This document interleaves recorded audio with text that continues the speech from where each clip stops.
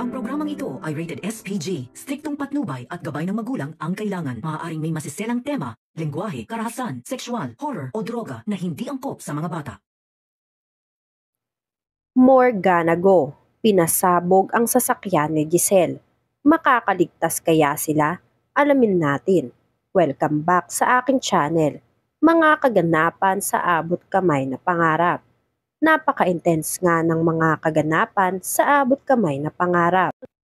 Galit na galit itong si Morgana Go nang puntahan mismo si Morgana ng kanyang abogado sa mismong burol ng kanyang mama na si Madam Chantal. Napag-alaman kasi nitong si Morgana na hindi na pupwedeng maiakyat sa piskal ang kaso na isinampa nila sa pamilya Tanyag dahil wala silang sapat na ebidensya na magdidiin sa pamilya Tanyag na ang pamilya Tanyag talaga ang nagpadukot at nagpahirap kay Morgana, pati na din nga sa pagkamatay ni Madam Chantal. Pinaglaban nga ni Morgana na ang pamilya Tanyag talaga ang may pakana ng pandurukot sa kanya dahil ang may-ari nga daw ng nasabing farm ay si Giselle. Paano nga daw walang kinalaman ang mga ito?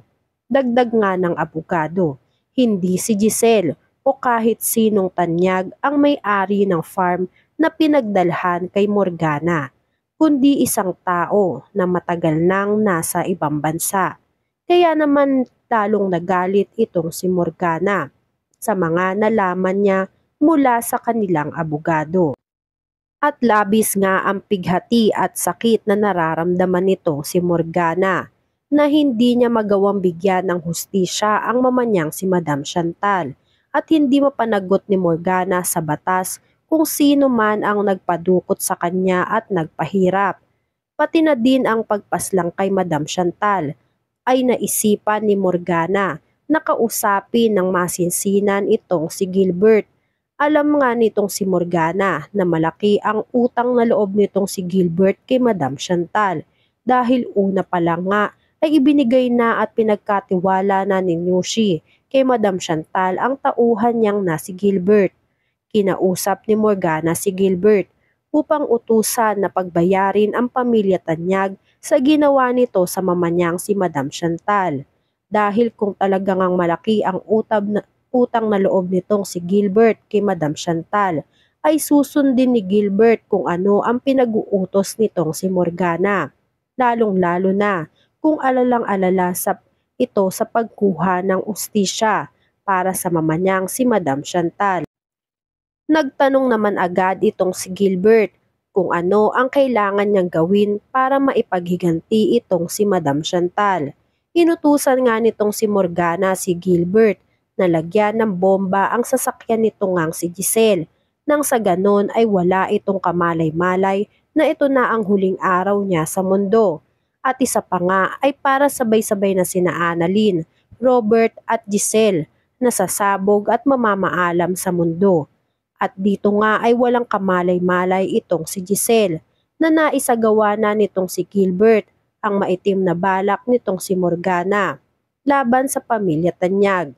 Naikabit na nga ni Gilbert ang bomba sa ilalim ng sasakyan nitong si Giselle at nag-aantay na lang ito ng tamang oras para sumabog ang sasakyan ni Giselle.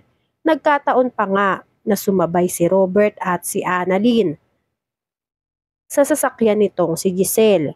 Tutal naman ay wala naman ibang gagawin si Giselle, kaya nagmagandang loob na lang si Giselle na ihatid ang mag-amang Annalyn at Robert pauwi ng kani-kanilang mga bahay. Samantala, dahil nga sa walang makuhang ebidensya ang mga kapulisan sa farm mismo na pinagdalhan kay Morgana, ay hindi na matutuloy ang kaso na isinampalaban sa pamilya Tanyag. Nagbunyi at natuwa naman itong si Giselle, pero may parte pa din nga sa puso at isip nitong si Giselle na tama si Lynette na mali ang ginagawa niyang paghihiganti kay Morgana dahil may inosenteng tao ang nadamay dito. Walang iba kundi si Madam Chantal. Alam ni Giselle ang pakiramdam kung paano mawala ng isang magulang, kaya gano'n na nga lang din kaapektado itong si Giselle. Samantala, excited na nga itong si Morgana nang malaman niyang naikabit na ni Gilbert ang bomba sa sasakyan mismo nitong si Giselle. Gaya nga ng pinag-uutos nito kay Gilbert. Mas lalo pang natuwa si Morgana nang malaman kay Gilbert na magkakasama si Annalyn, Robert at Giselle na nakasakay sa iisang sasakyan na kung saan nilagay ni Gilbert ang bomba. Tuwang-tuwa nga si Morgana dahil sa pagkakataong ito ay sabay-sabay ang pamilya Tanyag na magiging abo at matutupok ng pagsabog ng bomba at hindi na kailangang isa-isahin pa ni Morgana ang paghihiganti sa pamilya Tanyag dahil sila na mismo ang nagsama-sama para sa huling araw nila sa mundo. At dahil bakas sa mukha nitong si Morgana ang excitement na baka huling araw na nila Giselle sa mundo ay napansin ito ni Zoe. Kaya agad-agad pinuna ni Zoe si Morgana go. Ano daw ang meron kung bakit parang masaya itong si Morgana kahit patay nga ang mama nitong si Madam Chantal. Ikwinento ni Morgana na dismiss ang kaso na isinampa nila sa korte dahil walang sapat na ebidensya na makapagdidiin sa pamilya Tanyag. Kaya naman nagwika si Morgana na maghihiganti ako sa pamilya Tanyag. Kung hindi kaya ng batas ay ako ang gagawa. Nagtanong si Zoe kung kasamang gagantihan nitong si Morgana ang daddy niyang si Robert. Dito nga napag-alaman ni Zoe na kasama nga si Robert sa mga taong gagawa ng masama nitong si Morgana. Kaya naman sinubukan ni Zoe na kausapin at pakiusapan si Morgana na huwag idamay ang daddy niyang si Robert dahil napakabait na tao daw. But ang daddy niyang si Robert, kaya hindi na daw kailangan pa ni Morgana na isama si Robert sa paghiganti nito sa pamilya Tanyag. Pero sumagot nga itong si Morgana na huli na ang lahat para maisalba o mailigtas pa ni Zoe ang ama niyang si Robert dahil sabay-sabay na silang sasabog nila Giselle sa sasakyan.